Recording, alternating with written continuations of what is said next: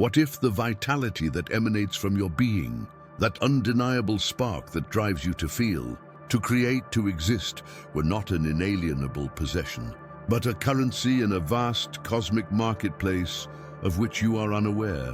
What if your most intense emotions, the euphoria of joy or the abyss of despair, were the most coveted nectar for entities that operate at the thresholds of our perception, weaving invisible threads into the fabric of your reality? What I reveal to you today is not mere conjecture, but a fragment of ancient wisdom, jealously guarded in the annals of time and whispered by those who dared to look beyond the veil of the tangible.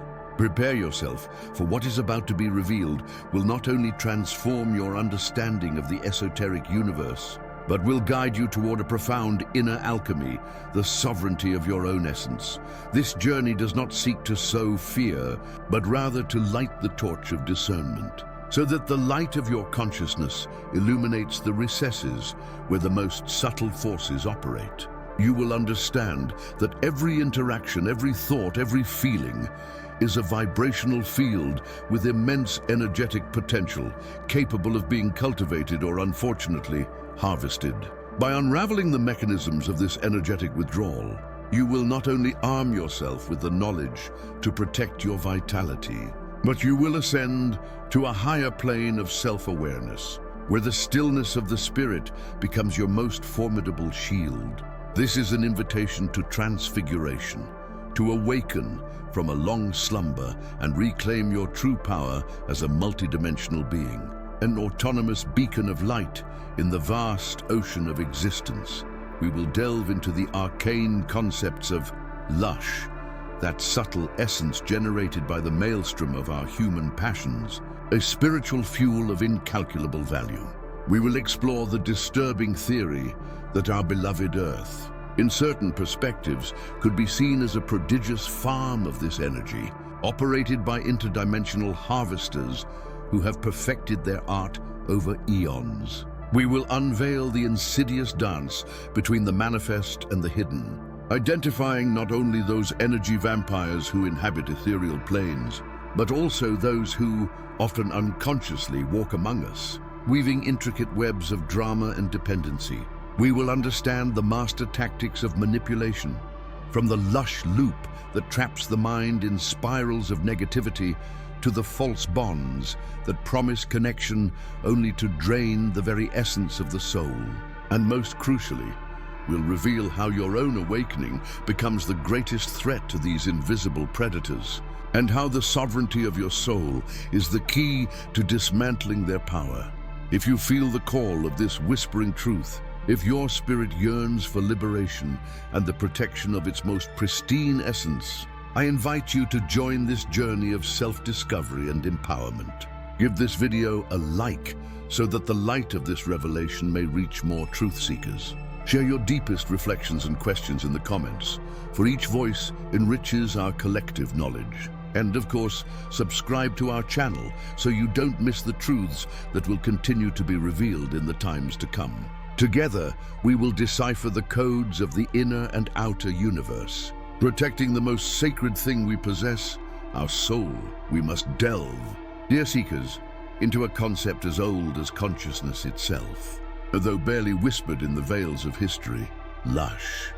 Imagine a subtle energy, an ethereal mist that emanates from every living soul, but which intensifies and thickens when the human psyche is stirred by profound emotional tides. It is not a mere metaphor, but a vibrational reality, the psychic plasma of which certain Hermetic brotherhoods and arcane Sumerian texts spoke, referring to it as the sap of souls. This intangible substance, invisible to most, is the byproduct of our most visceral experience, a constant emission floating in the astral atmosphere, waiting to be perceived or, more disturbingly, harvested. It is the quintessence of emotional life made tangible on an energetic plane, an echo of our most authentic vibration. This lush manifests with astonishing potency, not only in pain or sadness, but in any state of intense emotion. Think of the overwhelming euphoria of a victory, the burning passion of a forbidden love, the blind fury of an injustice, or the paralyzing fear of the unknown. Each of these emotional peaks acts as an alchemical transmuter, releasing this subtle energy in vast quantities. It is the spiritual fuel mentioned in certain forbidden manuscripts from Tibet, those that speak of the ether offerings that humans unconsciously provide to the universe. The endocrine glands, the nervous system, the electromagnetic field of the heart, all are orchestras tuned to generate these energetic melodies. A constant symphony of experience that becomes invaluable raw material for those who know how to harvest it. It is no coincidence that ancient cultures, from the Mesoamericans to the Egyptians, practiced rituals that often involved sacrifice, whether of animals or in the darkest tales of human lives. Was it simply an offering to hungry deities? Or perhaps, as some deciphered fragments of the Papyri of Ani and certain Aztec codices suggest, these rites were ingeniously designed to generate a massive wave of lush. The agony, the sacrificial ecstasy, the fervent devotion, all of this triggered a tremendous energetic release, a banquet for non-corporeal entities that fed on these emanations. Altars then were not just places of worship, but energy transducers, cosmic funnels that channeled this emotional raw material toward invisible planes, fueling an energy economy hidden from humanity's eyes. The nature of this lush as spiritual fuel is crucial to understanding the dynamics of certain interdimensional interactions. Imagine entities that by their very ethereal constitution or by a different evolution lack the intrinsic capacity to generate this vital energy. For them, lush becomes their primary sustenance, the source of their existence, their mana and their power. This is the explanation found in the Ugarit texts, which speak of those who drink the breath of mortals, or in the Sanskrit legends of pretas, hungry beings who feed on human passions. These narratives, far from being mere myths, could be veiled chronicles of a parasitic relationship that has existed since the dawn of our species, where our deep capacity for sentience becomes an inexhaustible source of food for unseen predators. Thus, lush is the currency of a hidden realm, a currency we constantly exchange with the cosmos through our emotions. We generate it every moment, with every breath, with every intense thought. It is our purest essence and also unknowingly our greatest vulnerability. But who are these harvesters who benefit from this constant outpouring? How have they managed over eons to orchestrate such an intricate system to ensure an uninterrupted supply of this precious energy? The answer lies in understanding their master tactics, the subtle manipulation that weaves an invisible web around us. And it is precisely this web of intrigue that we will begin to unmask in our next revelation. The concept of exploitable human vital energy is ancient, but its modern term, lush, crystallizes with Robert Monroe. This pioneer of astral projection popularized the word in his seminal Far Journeys. Monroe, in his profound explorations of consciousness, didn't invent it. He perceived it directly, categorizing it after encounters with entities on other planes of existence. In her journals, Monroe detailed interactions with ethereal beings who depended on human emotional energy. This vibrant substance was their vital food, a nourishing flow of our intense experiences, ecstasy or torment. The term lush was revealed to her because of the exuberance and energetic potency of this essence, an empirical description of a hidden reality. Monroe's revelation was not an invention, but rather a confirmation of ancient narratives. Didn't Gnostic demons, medieval incubi, or 19th century astral larvae allude to identical functions? With her research, Monroe unified knowledge fragmented for millennia, bringing contemporary language to a perennial enigma. The echo of lush resonates in the shamanic breath of the soul, or the aboriginal vibration of the spirit. Vedic texts hint at beings who feed on tapas, the energetic heat of devotion or earthly passion. Although the name varies, this universal constant persists for those who dare to scrutinize the everyday veil. Thus, Far Journeys stands as a crucial bridge between contemporary mysticism and arcane wisdom. It urges us to question the energetic ecology of our reality. If entities feed on emotions, what does this imply for our freedom? How is this harvest orchestrated, and how can we transcend it? This is the next veil. The Earth in this arcane vision operates as a cosmic farm where humanity unconsciously generates lush, vital emotional energy. This is not a metaphor. Are our passions and sufferings the harvest for ethereal entities that from invisible planes feed on our vibrant existence? This premise isn't modern. It resonates in ancient myths. Sumerian texts allude to the Anunnaki and the creation of Lulu Amelu for labor. Was this work a subtle production of energy? Isn't the Gnostic demiurge, the imperfect creator who imprisons the spirit, an echo of a system that binds us to emotional generation? The orchestration of this farm is based on existential polarity. Extreme emotions, love, hate, ecstasy, despair, generate vibrations of maximum intensity. Are we subliminally pushed by social structures and narratives into states that maximize this production? The masses, driven to euphoria or panic, become a feast for the ether. Monroe didn't invent astral parasites. Grimoires and ancient esoteric practices, such as Siberian shamanism, describe rituals to repel soul eaters. These texts suggest that mass events, wars, celebrations act as echo chambers, a global altar for the harvesting of lush. If this premise is true, our freedom lies in transmutation. Inner alchemy becomes energetic sovereignty. By understanding how our emotions are generated and directed, we manage our inner field. How can we stop being a cultivation and become a gardener of our consciousness, dismantling this farm to sow a new reality? The key, vibrational wisdom. And here lies the crux of the revelation. The harvesters of lush are not fiction. Ancient Gnostic and Hermetic texts allude to archons, interdimensional entities whose existence is sustained by our psychic energy. They possess no dense physical form. Their domain is the vibrational plane, where human consciousness is an inexhaustible source of lush. They manipulate emotional polarities, inciting us to generate the intense vibrations necessary for their survival. A subtle shepherding of the collective psyche, unobservable to most. Their modus operandi is not based on direct confrontation, but on a masterful orchestration of perception and emotional response.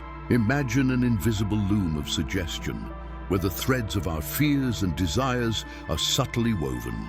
They create environments, situations, and narratives that maximize the production of emotional energy. The farm is not a physical place, but an induced state of consciousness, a perpetual cycle of drama and excitement that keeps us trapped in the constant generation of its vital nourishment. History is replete with clues. The ritual sacrifices of yesteryear, wars driven by fanaticism, mass celebrations that degenerate into collective hysteria. Were they mere human acts or unconscious energetic altars? Ancient civilizations, in their esoteric wisdom, understood this dynamic and designed rituals and structures to protect themselves. Forgotten texts speak of the creation of vibrational shields and the importance of emotional sobriety as a bulwark against these parasitic influences. The key to our sovereignty lies, therefore, in inner alchemy. We cannot control the existence of these beings, but we can control our reaction to circumstances. The transmutation of base emotions, fear, anger, sadness, into compassion, wisdom, or gratitude changes our frequency. By consciously raising our vibrations, we become less dense, less appetizing food for these harvesters, or even unassimilable, dissolving the threads of their loom that bind us.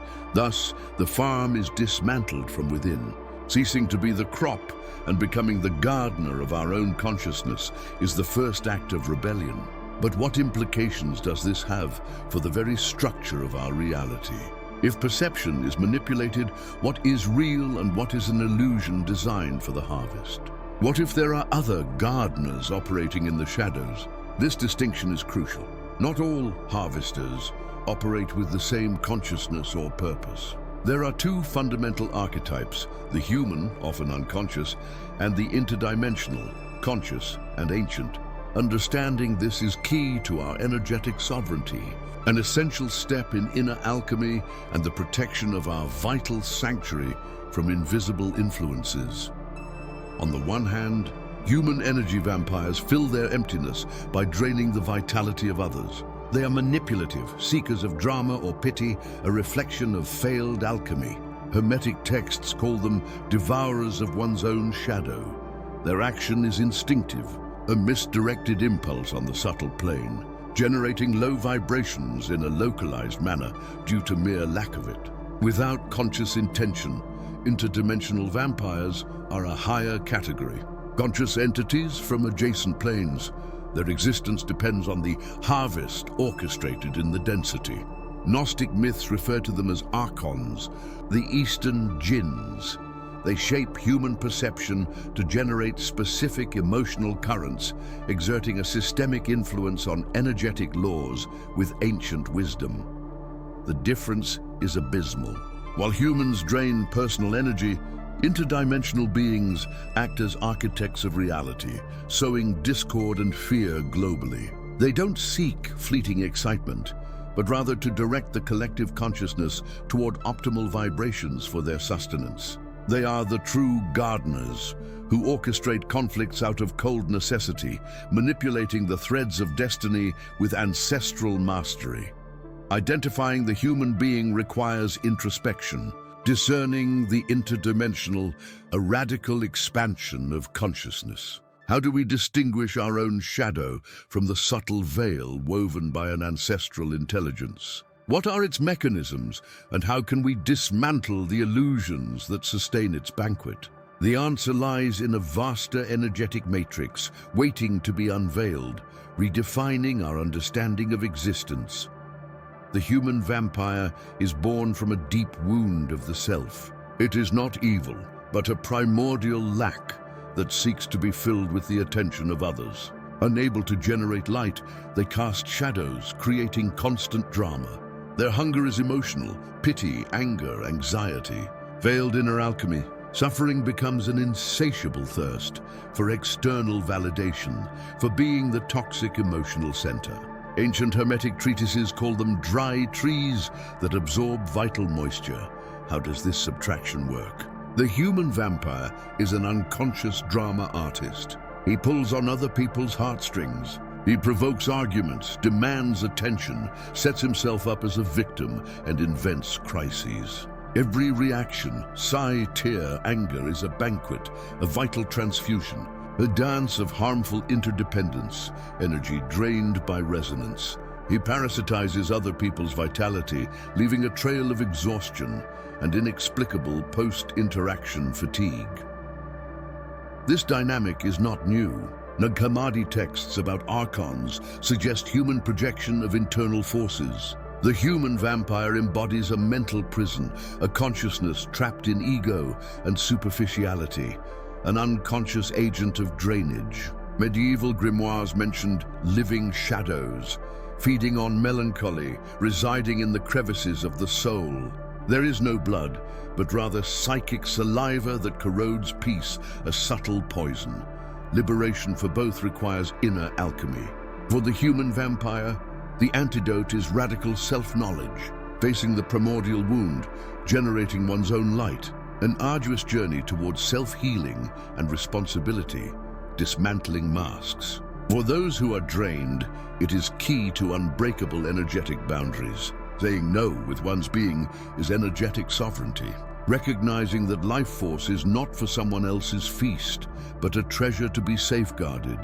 This interaction, a microcosm of larger forces, reveals that we are beacons or sinks. Our choices impact the collective matrix. By healing wounds, we free ourselves and close the door to lower vibrational energies, even interdimensional ones. True protection against subtle intrusions begins with the integrity of the energetic field, forged in authenticity and self-love. But what if the wound is an inherited pattern, an ancestral debt, opening portals of vulnerability that transcend the individual? The ancestral wound opens portals to entities beyond our perception. Gnostic traditions call them archons, or psychic predators. They are not flesh, but energies without empathy, linked to dense frequencies. They parasitize our discordant emanations, not pure vitality. This truth, hidden in forbidden texts, demands a re-evaluation of the shadow for inner alchemy, unveiling veils. These invisible interdimensional vampires operate like subtle puppeteers. They manipulate emotions, they foment fear, anger, division, despair. Their purpose? To maximize the production of lush or louche, low-vibration life energy, a byproduct of suffering and chaos. Every outburst of fury, every tear, is a drop of that bitter elixir on which they feed. The concept of louche reveals an invisible farm. Humanity is livestock, negative emotions are fodder. Myths of sacrifice or demons reveling in pain take on new meaning. It wasn't physical blood, but an energetic discharge of terror. It's inverted alchemy, the human spirit transmuted into dense residue, a delicacy for those lacking light. Are you aware of this subtle drain? Their operation is one of instigation, subconscious suggestion that amplifies internal shadows. They work with patterns that trap us in cycles of victimization or aggression, sowing discord and exacerbating conflicts. Isn't it curious how chaos repeats itself? Humanity sleepwalks. These entities, cosmic parasites, benefit, tipping the balance with whispers into our doubts. True protection against this vampirism lies not in amulets, but in the unbreakable forging of the spirit. It is inner alchemy, transmuting fear into love, anger into compassion. By raising our vibration, cultivating peace and joy, we negate the louche. It is regaining energetic sovereignty, safeguarding our life force. If humanity awakens, these vampires would find a desert. What new realities would emerge from such an awakening? When a soul begins to shake off its lethargy to remember its divine spark, an astonishing paradox occurs. This awakening, far from being universally celebrated, becomes a palpable threat to those who feed on low frequencies. Imagine a farmer whose harvest of suffering, his precious lush or louche, begins to dwindle because his herds discover joy, unshakable peace, serenity. The high vibration is not nourishing to them. It is, in fact, a toxin that dissolves their sustenance. Therefore, their awakening is not welcome. It is perceived as an act of energetic rebellion that challenges their very existence, their age-old way of feeding, inciting them to a reaction. These attacks rarely manifest as visible demons or dramatic calamities, although they can exist. They are usually much more subtle, but no less insidious, operating in the shadows of the mind and spirit. Have you noticed how, just when you feel most aligned with your higher purpose, corrosive doubts arise, unexpected conflicts with loved ones, unexplained fatigue that drains your vitality, or dark thoughts that attempt to sow the seeds of fear and hopelessness? These are the shockwaves of your awakening, the attempt to reorient you toward the lower frequencies that are beneficial to you. The ancient Gnostic texts, when describing the archons, already pointed to these parasitic forces that manipulate the human mind to keep it in ignorance and suffering, not to destroy, but to energetically enslave. Hermetic and alchemical traditions, from the scrolls of Egypt to Renaissance manuscripts, spoke of a threshold guardian or shadow that every seeker of truth must confront.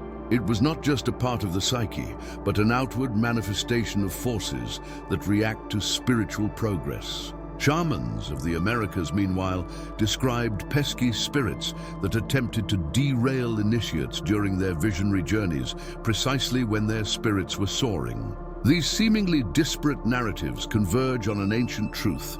The path to enlightenment is not an idyllic walk, but a path challenged by energetic guardians who seek to preserve the status quo of the collective consciousness for their own benefit. They teach us that the only way to transcend them is with an unwavering will and keen discernment. True alchemy, the inner kind, reveals itself as the most potent defense against these attacks. These insidious resistances, are not necessarily obstacles to defeat, but crucibles for profound transmutation.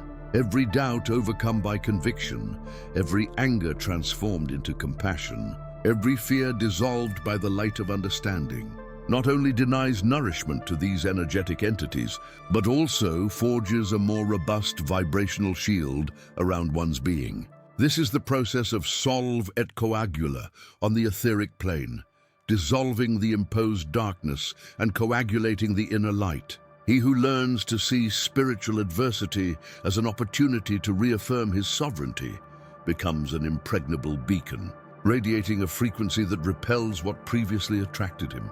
Consider then the implications of a mass awakening, a collective rebirth of human consciousness. If a single being vibrating in peace is already a threat to these subtle predators, what would happen if all of humanity transcended the farm of suffering?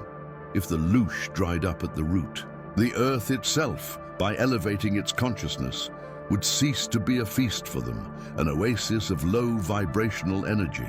We would then find ourselves on the threshold of a new era, free from this subtle energetic tyranny that has operated in the shadows for eons. But what hidden forces, not yet revealed in the forbidden chronicles, would entrench themselves in the face of such a cosmic cataclysm? And what role would those who have already awakened play in guiding others through the final traps of illusion toward immaculate vibrational freedom? Precisely at that crossroads between awakening and subtle entrapment, we encounter the first of the most insidious tactics employed by those who feed on our vibrational essence, the lush loop. This is not a mere concept, but an ancient psychic engineering technique, as old as the first whispers of discord in the veiled annals of human consciousness. Imagine a hidden artificer, not in physical form, but energetically, sowing a minuscule seed in the garden of the mind, a tiny emotional trigger, a barely perceptible provocation. This carefully calibrated spark has the power to ignite a chain reaction, an internal conflagration that will unleash a cascade of negative thoughts and feelings, drawing the being into a downward spiral from which few manage to emerge without a deep understanding of its mechanism. It's an invisible trap, woven from the threads of our own deepest vulnerabilities and programming, an emotional labyrinth designed to harvest the purest and densest energy we can generate, suffering. The mastery of this tactic lies in its subtlety. The trigger isn't always a grandiose external event. Often it's a word, a memory, a fleeting image, or even a misinterpretation of someone else's intention, something that resonates with an unhealed wound or underlying limiting belief. This trigger, once activated, releases a surge of psychic energy that the victim unconsciously begins to process. The mind, unguided by an awakened conscience, latches onto this initial feeling, be it fear, anger, guilt, or victimhood, and begins to construct narratives, justify the emotion, blame others, or wallow in self-pity. Thus the energy condenses and perpetuates itself, feeding off itself in a vicious cycle. Hermetic esoteric texts veiled in parables already warned about the shadow that feeds on the shadow, referring to how our own inner darkness, once activated, becomes a feast for entities that subsist on low vibrational frequencies, entities that push us to delve deeper into those emotional abysses. This loop is not simply a passing emotion, it's a complex construct. Once the trigger has sown the seed, the mind becomes fertile ground for the growth of this spiral of negativity. A worried thought branches into catastrophic scenarios. A flash of anger turns into persistent resentment.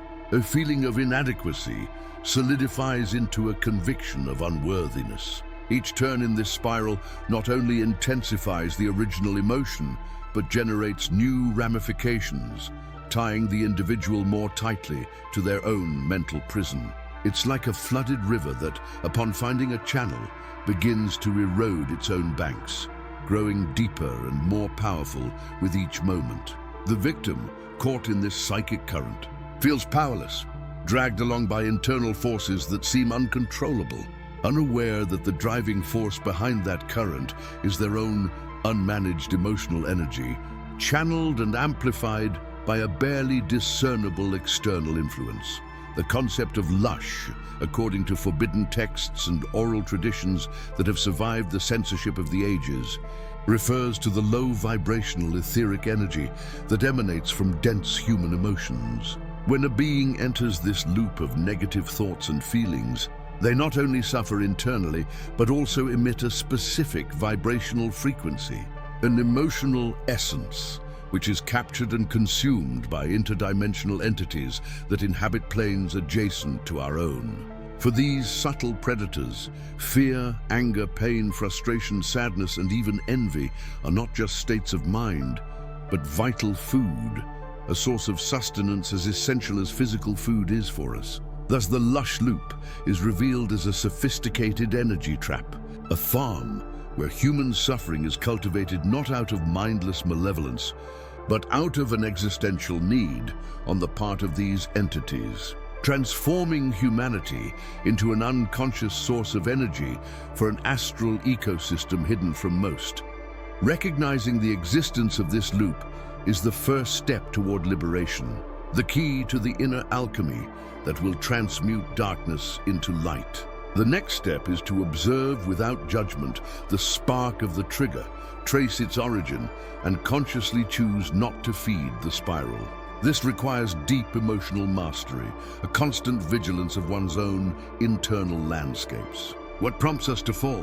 What past wounds resonate with the triggering present? What thought patterns chain us to repetition? By identifying the trigger, its power is stripped away. By understanding that reaction is a choice, sovereignty is reclaimed. The ancient masters, in their veiled teachings, spoke of the eye that sees the trap, the one that, upon contemplating its own deception, dissolves it. But what happens when the trigger is not merely psychological, but designed to sabotage the very foundations of our identity and purpose? And what other tactics, beyond the emotional loop, wait in the shadows to divert the truth seeker from their path of enlightenment? But the dance of illusion becomes more complex. Beyond the emotional loop that feeds on our visceral reactions, there is an even more subtle and profound tactic, the false bond. Imagine a spiderweb woven with golden threads and heavenly promises, imperceptible to the untrained eye, but deadly to the soul that becomes entangled. Here, energy is not extracted from a fleeting rush, but from a prolonged connection, intentionally designed to generate a symbiotic dependency where the victim, believing they have found salvation or true love, gradually and unconsciously surrenders their vital essence. This is a dark art of manipulation, a reverse alchemy that transmutes the light of the spirit into darkness for the benefit of others. Within this tactic, the figure of the false guru emerges. This is not the teacher who guides one towards self-discovery, but the usurper who projects an image of unattainable enlightenment. He dresses in the garb of ancient wisdom, quoting veiled texts such as the Book of Thoth or apocryphal Gnostic passages, but distorting their essence to consolidate his authority. He promises shortcuts to the truth, exclusive revelations, and a clear path to awakening. The trap lies in the promise of external transcendence. The guru becomes the bridge, the only way, and by worshipping him, by delegating spiritual sovereignty, the seeker not only deviates from his own inner path, but his energy, his faith, his purpose are subtly redirected toward maintaining the impostor's facade, a subtle vampirism of the spirit. Similarly, insidious is the figure of the false soulmate, a connection that mimics karmic depth and destiny. It is an intense, often explosive bond, charged with undeniable chemistry and a sense of primal recognition. It taps into the longed-for, unconditional connection we all harbor deep within our being. However, Rather than empowering and catalyzing mutual growth, this relationship devolves into an emotional maelstrom of peaks of euphoria followed by chasms of disillusionment. It presents itself as a twin flame or a predestined love, but its foundation is dependency and manipulation, generating a cycle of anxious attachment and external validation, draining the soul through drama and the promise of an unattainable forever, where the other becomes the epicenter of existence. Not a traveling companion, the mechanisms of this drain are as complex as the human soul. They manifest through idealization, where the individual projects their deepest desires onto the other, creating a distorted image that fuels the illusion. Emotional manipulation is the lifeblood of these bonds. The initial love bombing to create attachment, the gaslighting to undermine self-confidence, the progressive isolation from friends and family, and the constant cycle of emotional reward and punishment. The purpose is clear: to keep the individual in a state of constant emotional fluctuation, a seesaw that consumes vast amounts of psychic and emotional energy. An echo of the lush loop, but operating through effective bonds that feel vital. How can we discern the truth in this labyrinth of mirrors? The key lies in the sovereignty of being. A true connection, whether with a teacher or a peer, always propels us to grow, to find our own light, to empower our autonomy. A false connection, on the other hand, chains us, diminishes us, and makes us dependent. Ask yourselves, does this relationship uplift me or drain me? Does it connect me to my inner power or take it away? Inner alchemy demands the courage to look beyond the apparent sweetness, to feel the resonance in our souls. For what happens when the illusion is not a being, but a narrative woven into the very tapestry of our collective history? An accepted truth that in reality keeps us enslaved. Thus, in this vast theater of existence, where masks overlap and shadows dance to the sound of ancient melodies, we have glimpsed the web of vampiric bonds, not only as personal chains that bind us to the will of others, but as the invisible threads that weave the great web of collective illusion. True revelation, the nectar of alchemy that transforms dross into pure gold, is understanding that sovereignty is not a right granted to us, but an internal flame that is ignited and protected with the sword of discernment. Every choice of where we focus our attention, in whom we grant our trust, in which narrative we invest our life energy, is an act of creation or submission. Enlightenment is not attaining an external truth, but stripping the soul of all the false truths that have veiled it, thus unleashing the torrent of divine energy that lies dormant within us. It is in this awakening that each person becomes the alchemist of his or her own destiny, transmuting fear into power, dependence into freedom, and ignorance into radiant wisdom. Now, with this new lens of perception, I ask you, truth seekers, are we truly prepared to dismantle every facade, to confront every shadow, even those that reside at the very foundation of who we think we are, if it means giving up the sweet, though empty, comfort of accepted illusion? If your spirit has felt the resonance of these ancient truths, if the thirst for knowledge compels you to go beyond the visible, I summon you to share this message. May this wisdom, jealously guarded for ages, flow freely, awakening those who slumber. Join our fraternity of kindred souls by subscribing to this channel, and let us walk together along paths only the bold dare to tread, unveiling the greater mysteries of existence for those who yearn to delve deeper into the secrets of creation and unravel the hidden codes of our reality. A new portal of knowledge awaits. I invite you to explore our next unveiled scroll, the Veil of Maya, unraveling the illusion of perceived reality, and discover how our minds are forged by patterns that transcend time and space.